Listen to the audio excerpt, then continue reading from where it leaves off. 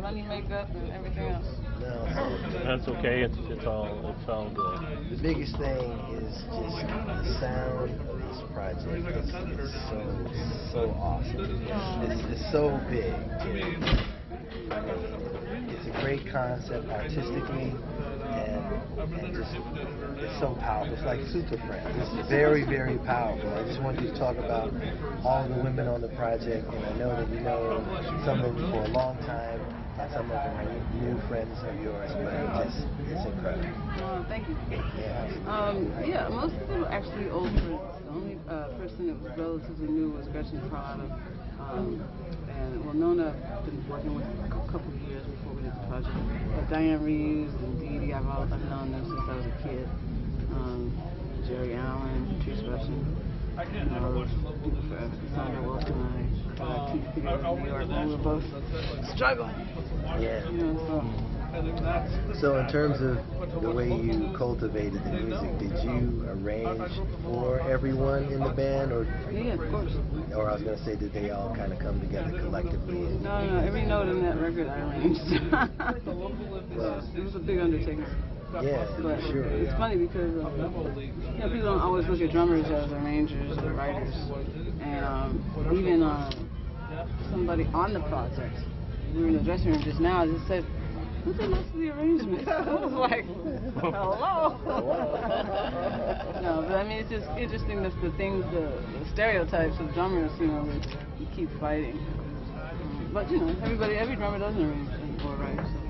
Well, I mean, there's stereotypes all over in the world of jazz, and I think you addressed that with how you've written this music, that it kind of covers everything what people say is jazz. I mean, you got some straight ahead in there, you got a little funk in there, you got a little groove in there. There's all of these things that cover the bounds of the music. Yeah.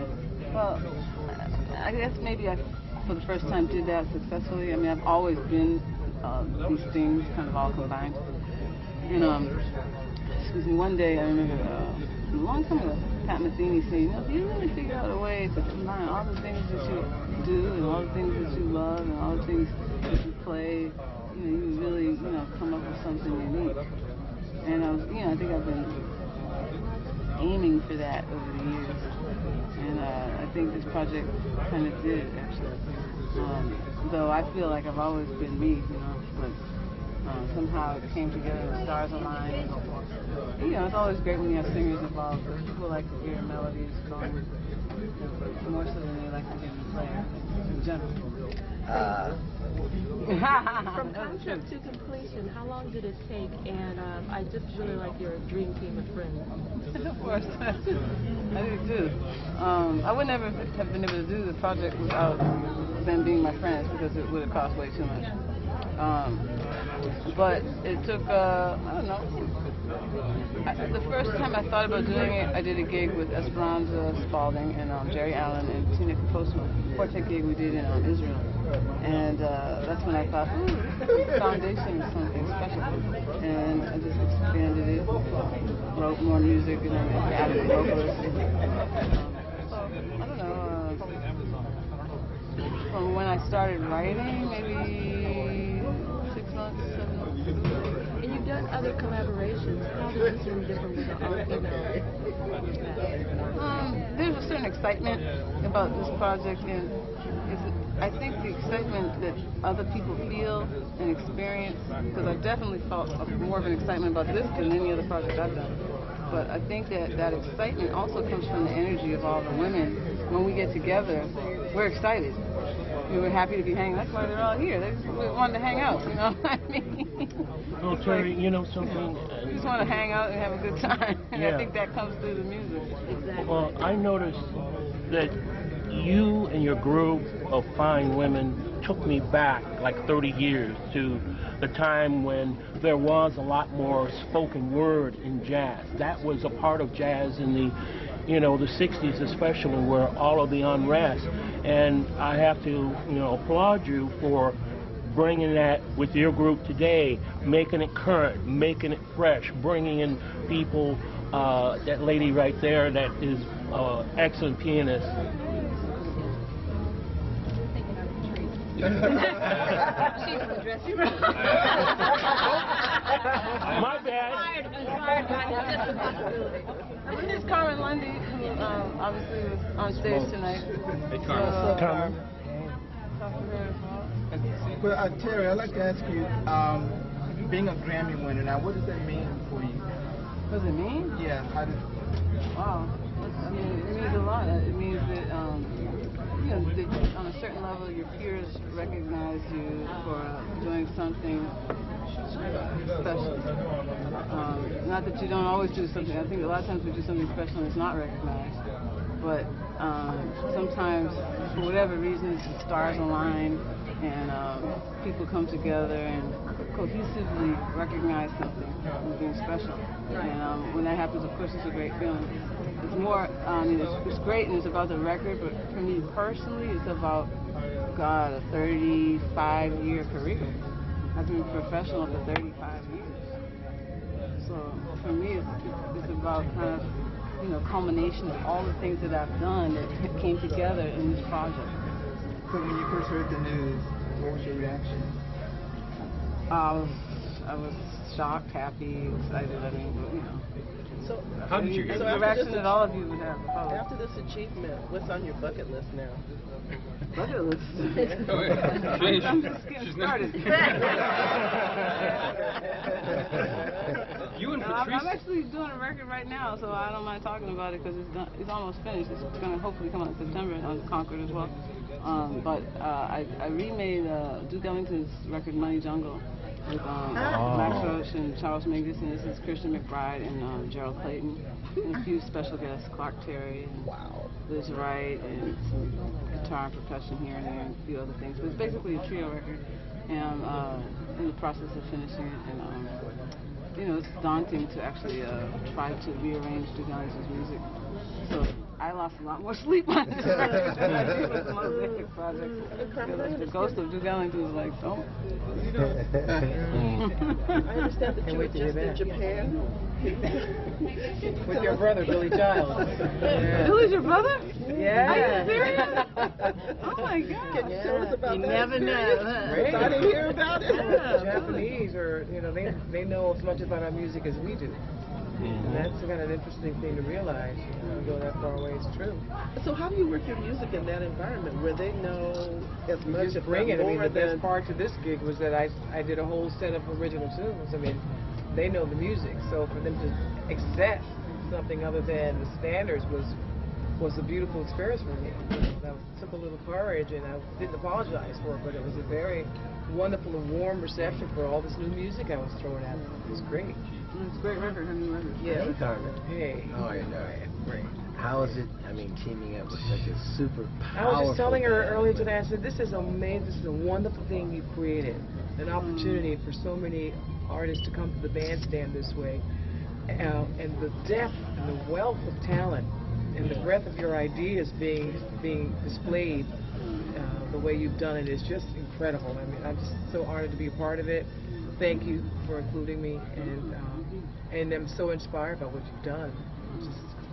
Thank you, Carmen. She's another old friend. Yeah, you know, I was thinking about it as like a blockbuster film. I mean, this is something that everybody, on the real, this is something that everybody wants to see, needs to see, and with a cast of characters like you have, you know, everyone's looking for the next project, and it's also would be a great vehicle for like the next powerhouse phenom that comes along that's a player. It's like if you have her on your album, it's almost a guarantee to launch someone else's career because it's just that tight.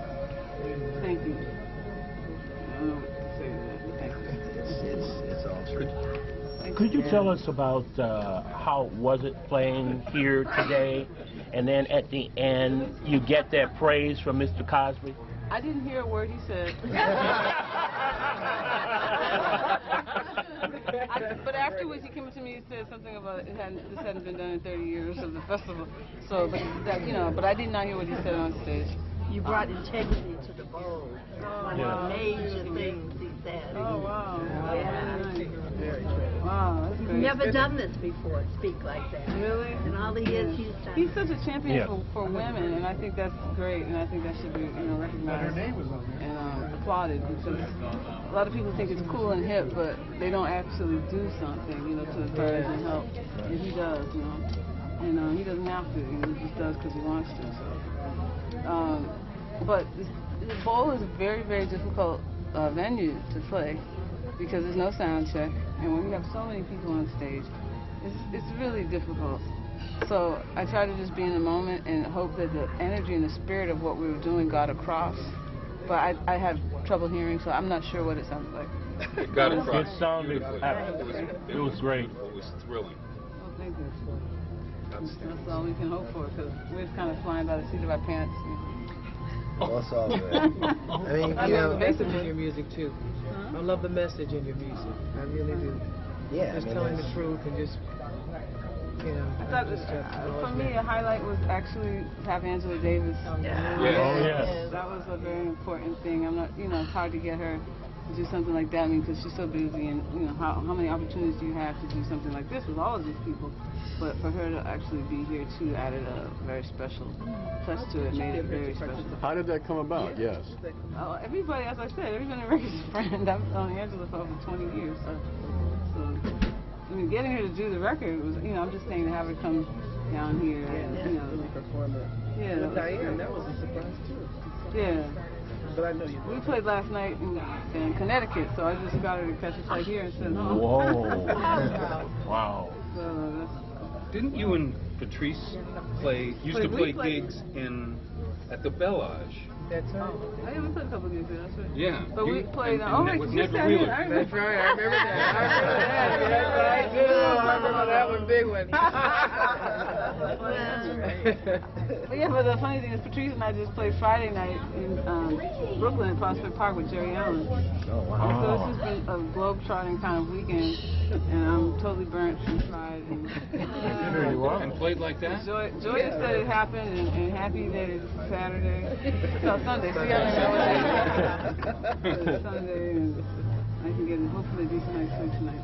Well, did anything surprise you about the project as it came together, or performances that unfolded in a way that you didn't expect? Surprised? I mean, I think the thing is, when you produce a project, like I demoed every song and sent it to every artist for them to hear it, and it was pretty much all the arrangements were complete. And then you have to let go to some degree of what you hear in your head and let them bring their personality to it. So it's that fine line between how do you keep pushing for your idea, do you let them bring their ideas, and how much you do, and that's what a producer does. So no surprises, but it's interesting to see and feel how everything morphs into its own entity. Did in the process of it becoming real, in the sense that you maybe sent them the demos, but they brought their own thing to the table, did anything unfold in an unexpected way? I mean, yes, you had the arrangements, but once you get people in the studio and it unfolds, it can. I mean, the performances were great. I feel like a sports person. You are. Basketball players. Well, we just got out there and did the best job we could, and we shot, and we were at about 80% team. It's funny because I mean, it's a coach. No, but what I'm saying is, I'm not surprised because they're bad musicians and singers, So it comes into whatever it is, and you accept and embrace whatever it is, I mean, I felt like the arrangements were good, and I knew the talent was great. So I had a winning team, winning combination. I always wanted to be a basketball player. That's okay. Sports and music go hand in hand. But it's a similar discipline. Terri. So yes. Artists to come in. Who would you like to work with? Hi, Vicky. This is my friend. I never see. This is Victoria Rao. See, acting and music, it all has similar parallels. I didn't see you sitting here. Proud of you. Listen, captivated. Oh, you're so sweet. Yeah. Yeah, I was going to say she wanted to get some more, because you guys should talk. I mean, all these people are amazing artists, and you should really talk to all of them, whoever wants to come in here. vocalists. They're all really great in their own right. So, are we good? Hey. Thank you, TLC. Thank you.